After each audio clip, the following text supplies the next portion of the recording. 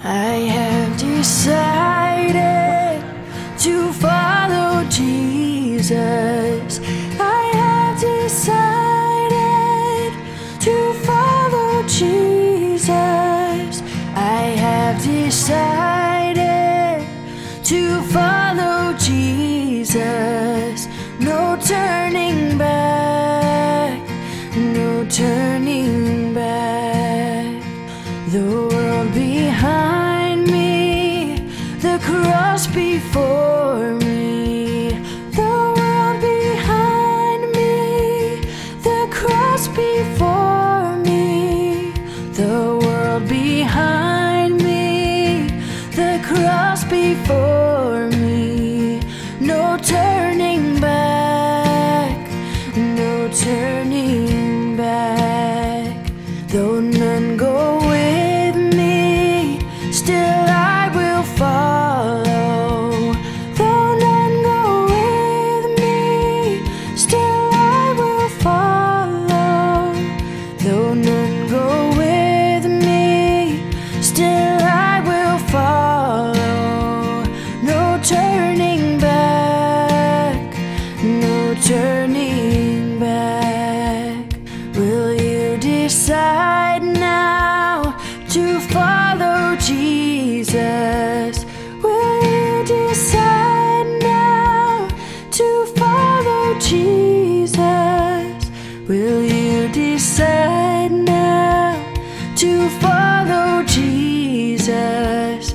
No turning back, no turning back. I have decided to follow Jesus. I have decided to follow Jesus. I have decided to follow Jesus. No turning back, no turning back, no turning back, no turning back. Naman mo ngayon? Gansa parang special to ang araw na to sa mga kabataan. Ano yung nabago sa camp na ito sa buhay mo? Isang magandang pagkatuto sa pakinig ng mga pastor.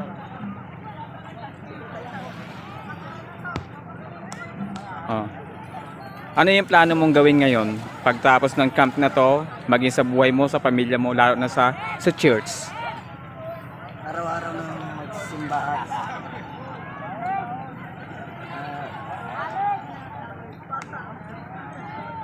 laging mag-praise sa Lord at huwag kalimutan ang Panginoon na siya ang nagbuhay sa atin. Amen. Oh, God bless you. Yan. Oh, Rudy.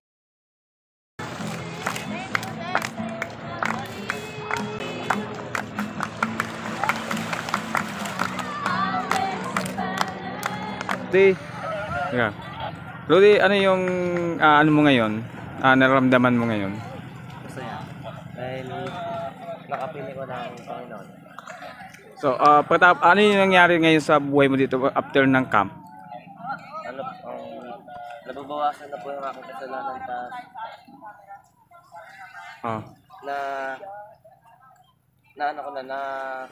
naintindihan ko na yung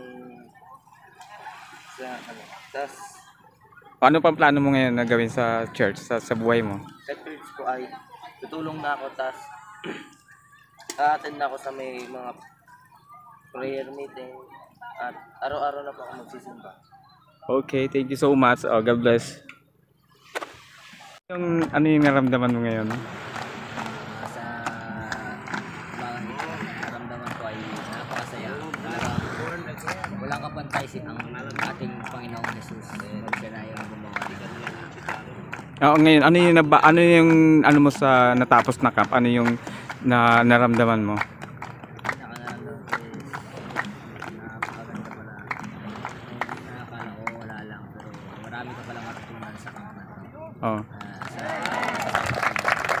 Pwede kayong sumama sa amin. Kaya sabi ko lang, pwede niyo pang baguhin yung mga pagkakamali na nagawa niyo. Ngayon, ano yung plano mo? Pagkatapos ngayon na baptize ka, anong plano mo sa church, sa pamilya mo, sa buhay mo? Plano ko po ay babaguhin ko na po lahat ng maling ginawa ko. Magsisimula ulit ng panibago sa church at sa pamilya ko. Okay. God bless. Yan.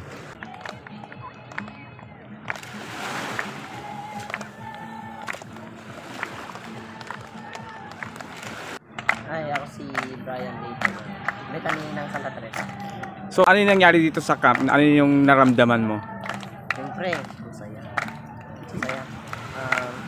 Marami kang natutunan at maraming nagbago sa'yo. Ngayon, nabaptize ka na. Ano yung feel mo ngayon? Ang pakiramdam ko ngayon ay parang wala akong masabi. Napakaganda sa pakiramdam. Ngayon, ano yung mga plano mo pang gawin para sa buhay mo, maging sa simbahan na rin?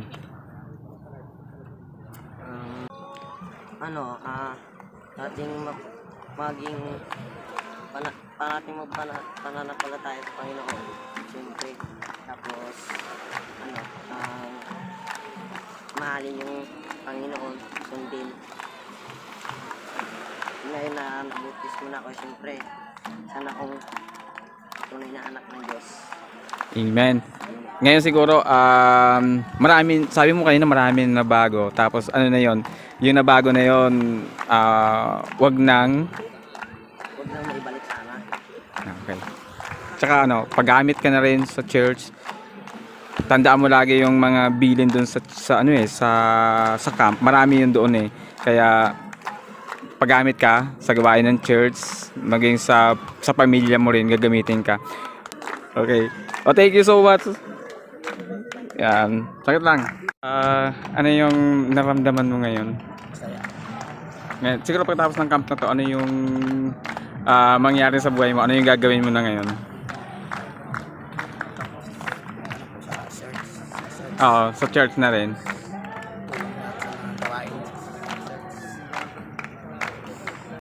God bless you. Yan, thank you na rin. Sige na. Hello po, ako po si Audrey Chloe Caladi. In short, you can call me Dri. Ako po ay taga BMC, Bethany, Labangan. Ano na yung ngayon, ano yung mapipil mo ngayon na magpapabaptize ka na ngayon? Ngayon po na magpapabaptize ako, feel ko po na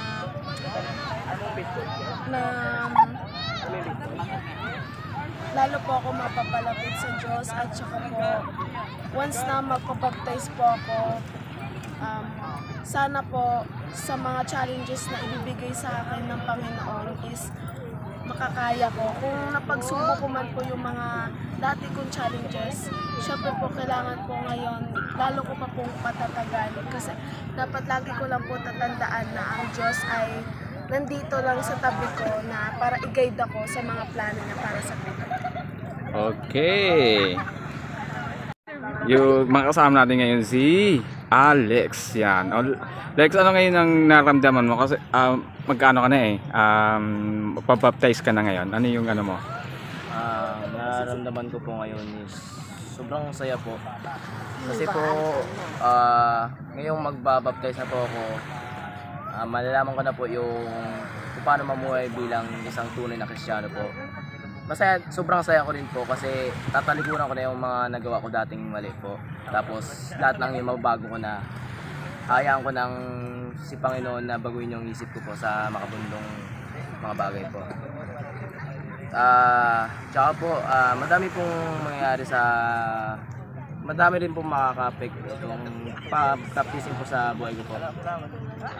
Siguro po sa ngayong mababaptize na ako po ay courage, nagkaroon po ako ng courage na makapag-share na ng Word of God sa ibang lugar po. If ever na di man nila matanggap, okay lang po. I got the attitude po na I have patience na rin po na mangyayari. Ngayong after ng camp na to, ano na yung gusto mong gawin sa buhay mo? Ayun po.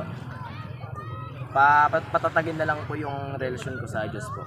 Yung parang palalimin po pa rin ng palalimin hanggang sa mapunta na ako sa presensya ng Panginoon po. Ako po si Alex po. Alexis po, Alex din for short. Nanggaling po ako sa aming church na BMC Labangan po.